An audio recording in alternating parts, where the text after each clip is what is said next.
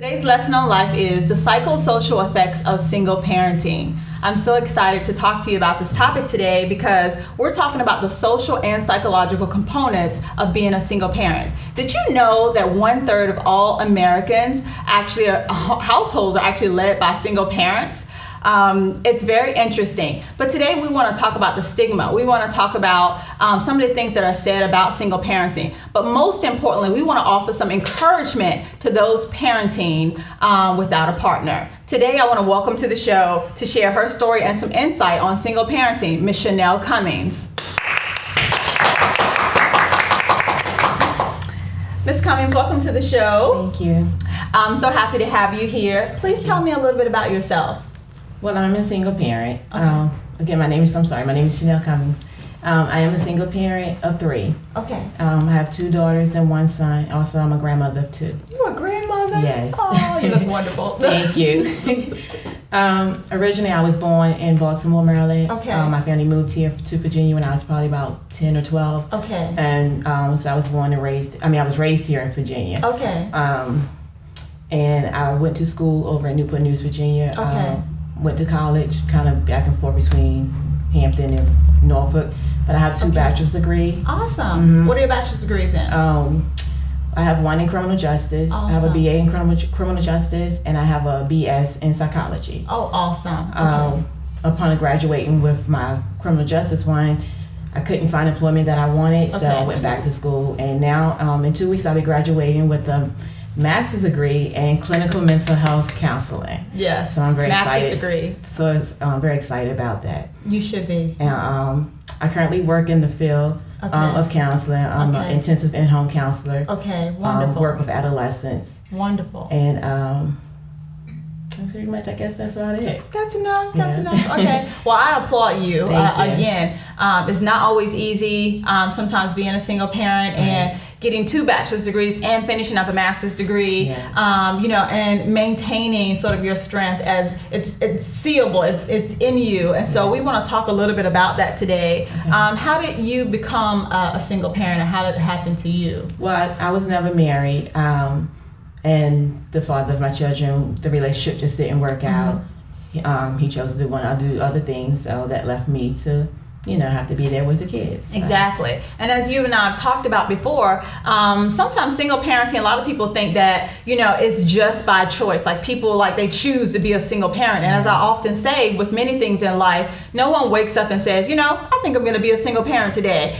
Most people don't think that way. That many times it happens because of separation from the parents. It happens because of divorce. Maybe one partner dies. And sometimes there's abuse. And sometimes it is by choice, which we'll talk about a little bit later. But many times people need to understand that everybody's situation is different, and we need to remove that stigma. Next, how did you handle being a single parent initially? It was very hard. It was very challenging. Okay. I was kind of overwhelmed at first because that wasn't in my plan. Of course. But I realized that I still had to do what I had to do for my children. I used to live in low income housing, and just seeing the things that was happening in the area, I knew that's not what I wanted for my kids. Okay. So I just decided, I worked 2 jobs and went to school as a single parent because I wanted more for my children. Yes. I didn't want them to grow up in that type of environment. Not that there's anything wrong with it, but I feel like we all have choices. Exactly. And that was my choice, not to have my children in that type of environment. So I just, just through strong will and determination, I just did what I had to do to get them out of that environment and just, continue to raise my kids. Exactly. And do what I have to do. Exactly. I'm so proud of you. I just thought about this documentary I was showing the students.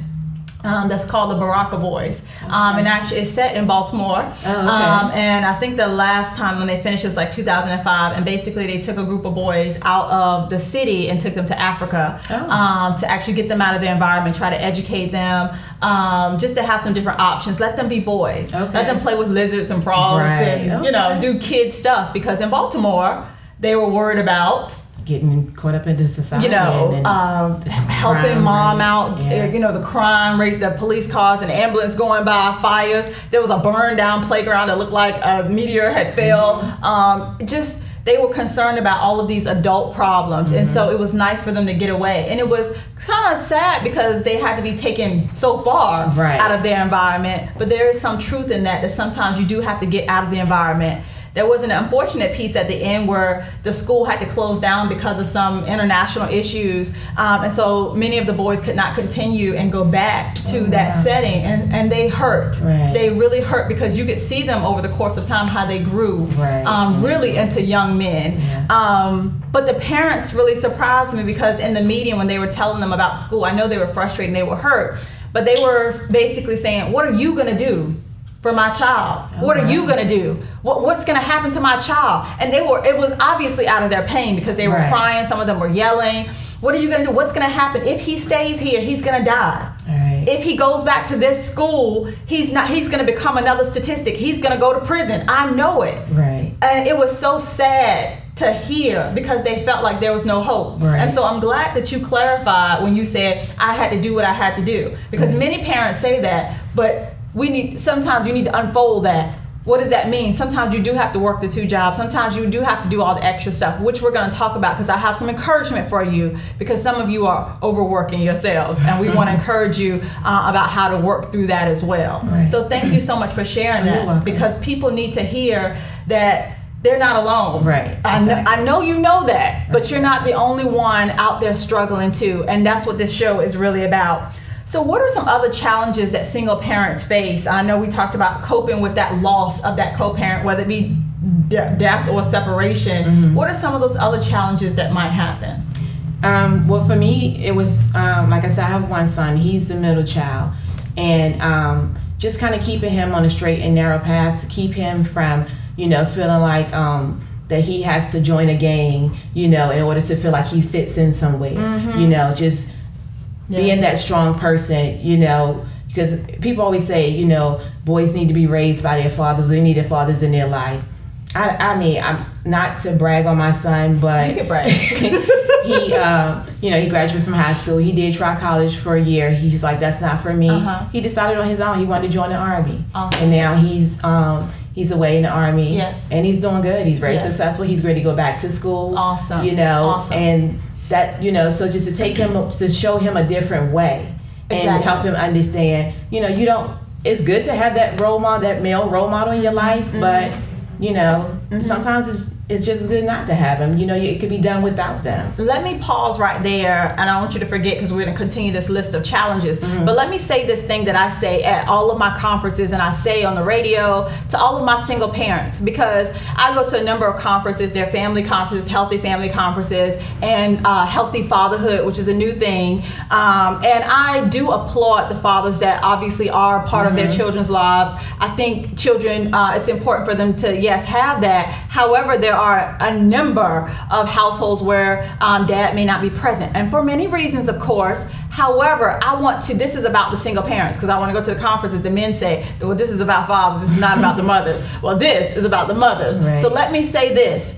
If you are a single mom, applaud yourself, pat yourself on the back, and don't listen to anybody who tells you that your son, you can't raise a man. There is no research on that. It is somebody's opinion, because the fact of the matter is you did do it, okay? Many of your children are adults. Many of them are out of the house. Many of them are doing well, okay? All people struggle. We'll talk about that later, okay? But I want you to understand, don't let anybody tell you. It's to the point where people get to what I actually hear women say, I really need a man in my life because I just can't raise my son. But every single day, you doing what?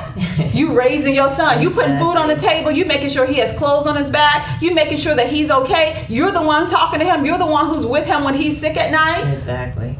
And so raising a child, not just a son, raising a child is a difficult thing sometimes to do. But the fact of the matter is you're doing. So I had to stop there and put a pin in it, okay, to encourage you to stop saying that, to stop putting yourself down just because of what society or men or people say that you can't do when you're already doing it.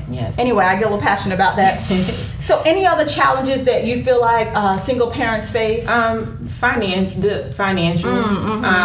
I know for me, myself, I went through a lot of struggles. At times, it was times that, I had to rely on the system for help, to be able to feed my children, keep my lights on in the home and things like that. But then again, like I said, I know that's not the life that I wanted for me or my children. Exactly. So I continued to work hard, and I continued to, I had to do 2 jobs, but I wanted an education, and I wanted to show my children it could be done. Yes. I love that. And that's what I did. So, financially, it was a struggle. I made a lot of mistakes, messing up my credit and things, but my children need it. So I did what I had to do. I didn't commit any crimes or anything like that. It was all on a positive note, but it was a struggle. It was a struggle. And today, my oldest child, she's 26. Okay. But today I'm still, in a sense, I wouldn't say I'm paying for those things, but I'm still trying to fix those problems that I created then. Exactly. But I have no regrets because, again, not to brag, but my children are very successful. Exactly. So I feel like that all those struggles and financial problems that I went through, it was well worth it. Exactly. And it kept them out of trouble. It kept them going where they needed to go. Exactly. And, I just feel like I did what I had to do. Yeah, and it sounds like it. And not only are they successful, but you are too. Well, thank you. You're welcome. Thank you. Do you think the world has changed its view of single parenting? I think it is better. Okay. I think it's more opportunities out here for single parenting. Okay. I wouldn't even say not necessarily that it's more. I think more so we as single parents have to kind of like educate ourselves and kind of do our own research to find out what's out there. Exactly. I'm kind of, I wouldn't say I'm really a people person, but I'm like to myself a lot, and I don't like to ask for help. Yeah, Go ahead and say it, for help.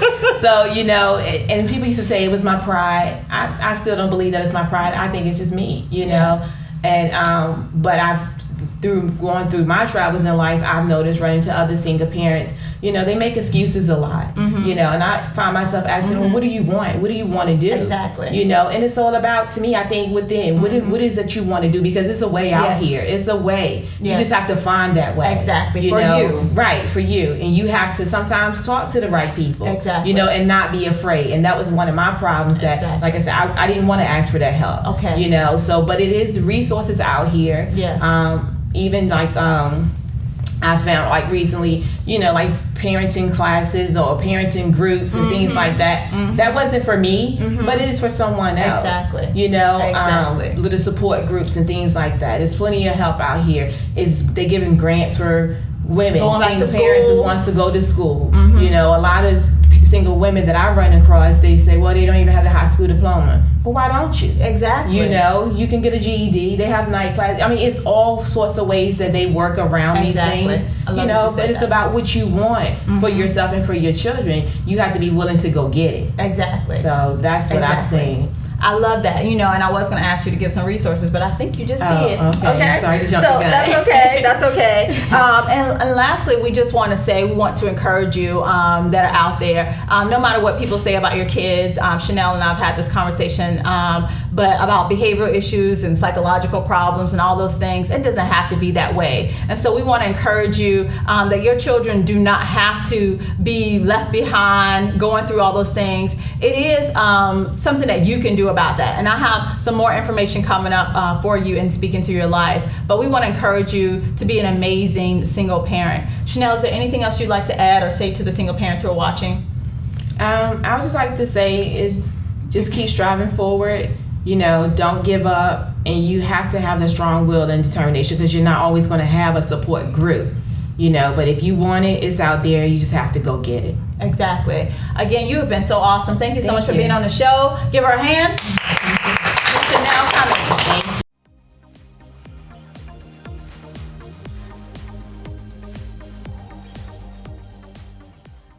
It's now time for me to speak into your life. Today, Speaking to Your Life is about you being a successful parent. I have 3 things that I want to cover with you. And the first thing is that I don't want you to focus on being a single parent. I want you to focus on being a successful parent. I feel like that God has given me some things to say to you today that I want to encourage you. And so let me lay out these 3 things. Number 1, don't use excuses. You heard Ms. Cummings earlier talk about running into people who use excuses for single parenting. Don't let being a single parent be an excuse for why your child can't read well, why your child has behavioral issues, why your child doesn't do as well in school, or they're acting out, or those type of things. Don't let it be an excuse of why you can't go back to school, okay? I want you to focus on being a successful parent, because the fact of the matter is many children have behavioral issues, emotional issues, academic issues, okay? But don't let people put you in a category to say that your children can't succeed. As you heard Ms. Cummins say earlier, and I know hundreds of other women out there also have the same solution. They found that their children are doing well. I've met a number, obviously most of you know that I'm a professor, I've met a number of young people who come into college who are children of people who are single parents, and they're doing quite well in college. And so don't let the statistics lie to you or tell you that you can't be a great parent.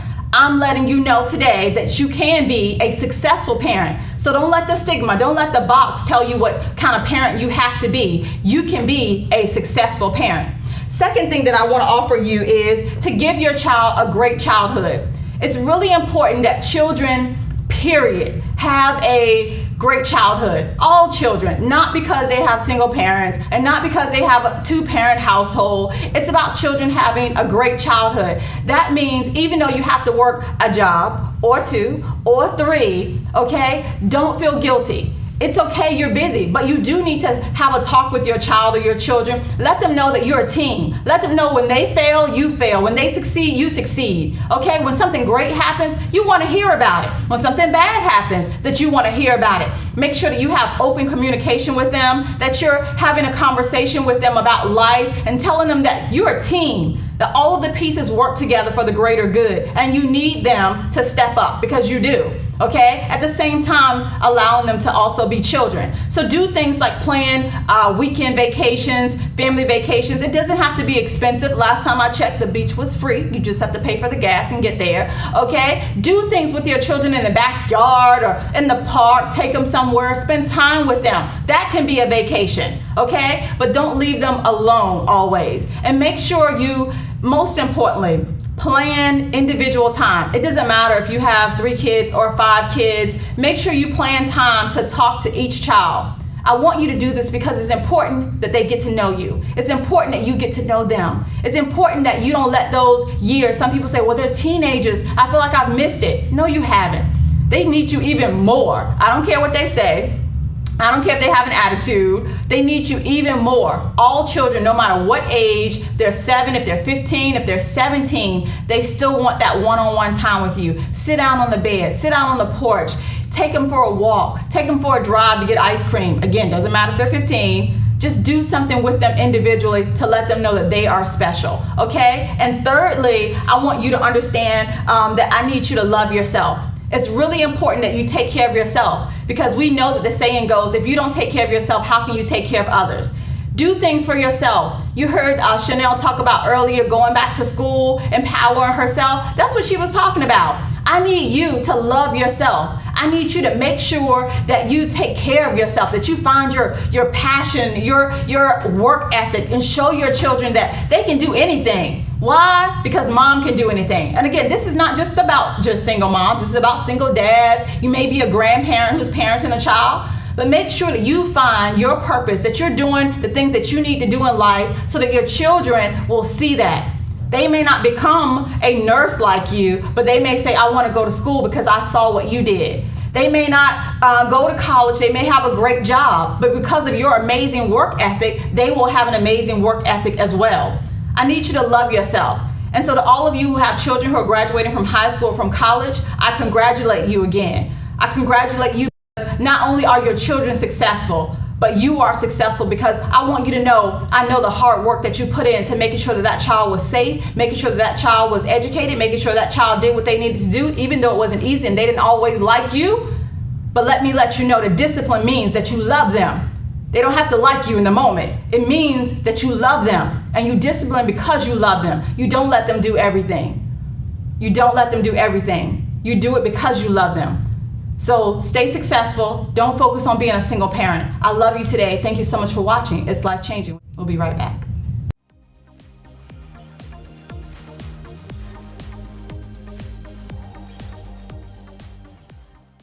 Welcome back to It's Life Changing. I am so excited to have with me, seems like a good friend now of the show, Dr. Sharonda Farrow from the Western Tidewater Community Services Board as our community resource for today. Welcome, Dr. Sharonda Farrow.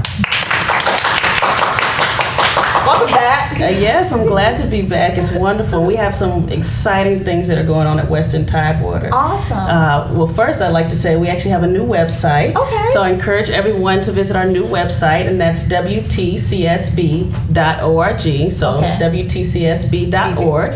And it has wonderful information about some of the new trainings that we have. Okay. We have mental health first aid that's going strong, assist Awesome. training. And then we also have some training that has been developed through our IDDD regional project Okay. that's going on. So one thing that's a particular interest might be actually tomorrow, we're going to be having a training about intimacy and relationships and how to allow your child to mature into learning how to interact with other people. Nice. So I think it's a wonderful tool for parents. The Yes. training will be running throughout the day. Okay. And then of course we also have the Nurturing Parenting program. Yes. So that is definitely running strong. Okay. And that is just a class that helps parents to learn how to interact well with their children. And in addition, the children to interact with parents. And it's just a lovely Yes.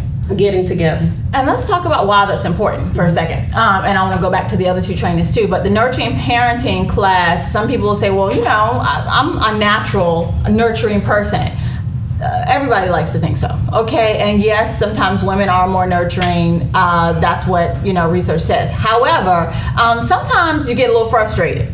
Sometimes you feel like yelling at your child or saying things that maybe you shouldn't say to anyone, and you get a little tired, a little burned out sometimes. And so nurturing the parents, go somewhere where you can be nurtured to learn how to have that better relationship with your child. I hear all the time from adolescents as well as adult children how they're unable to talk to their parents. Exactly, and that's the beauty of having this program. Not only, well, is it a support group for parents almost, so that they can share some of the difficulties Yes. that they've been having, but it also does give some great ideas for how to talk with your children, and Yes. as well with the children to provide them with some I ways love to it. do that. And the great thing is that then we also break bread together, so Nice. we have that family dinner that nowadays families just don't get to Yes. experience anymore. Yes. So it's a great time for the parents to be able to spend some quality time with their I children love as that. well. And show them why it's important. It doesn't have to be anything elaborate, but just that family time, that dinner time, even if you do it once or twice a week, it's just so important. Now, there was a couple other trainings you had mentioned. Now, I know you guys like to use a lot of acronyms. You said something about an IDDD. And, Yes, and also I want to tell people about the mental health first aid training and who should come to those trainings. Oh, well, great. Well, all the trainings are open to the community. So our mental health first aid, which we've talked about a little bit before, Yes. is just a refresher course for anyone that could benefit from. And it just talks a little bit about what mental illness is and how to assist someone who Okay. might be experiencing Awesome. mental health crises or experiencing the onset of an illness. So ways to just usher them into the appropriate resources. Exactly. And of course, this is open to all of my students. Absolutely. Okay, which I always encourage you to go to community trainings and learn more so you can add it to your resume, but also learn more skills. But also, just sort of wanted to point this out in case someone missed you from an earlier show, police officers, you know, those working in criminal justice, firefighters, hospitals, other mental health providers, retail. You never know when a mental health issue might come up. You know, you just never know when someone might have an episode or something might happen in front of you, even in your family, even in your house. And so I love the mental health first aid training because it's great and gives people a lot of information about how to deal with the situation as it arises. And it's free? It is free. It's free. It is absolutely free. Free. And the certification lasts for 3 years. We actually have an adult component and a child class as well. So the youth class is for individuals who particularly are interacting with youth most of their time. So our teachers, or even cafeteria folks, bus drivers, anyone. Bus drivers. Again, neighbors, parents, you know, but anyone who might come in contact with someone who's experiencing mental illness. And the great thing with the youth component is because a lot of the time, you know, the way that our kids act, we're wondering, is it a mental illness or is this just my child? Exactly. So it helps to distinguish between those things. Exactly. That's so important. You know, what Dr. Farrow is saying, because sometimes it's just they're children, they're young, they're very energetic, and sometimes it's a mental health issue. And so we want to make sure that we distinguish between the two, but also give you tools to learn how to deal with people from diverse backgrounds. Absolutely. So I love that. Now it was one more with the IDD. It's one more, and the IDDD is intellectual disabilities and developmental disabilities.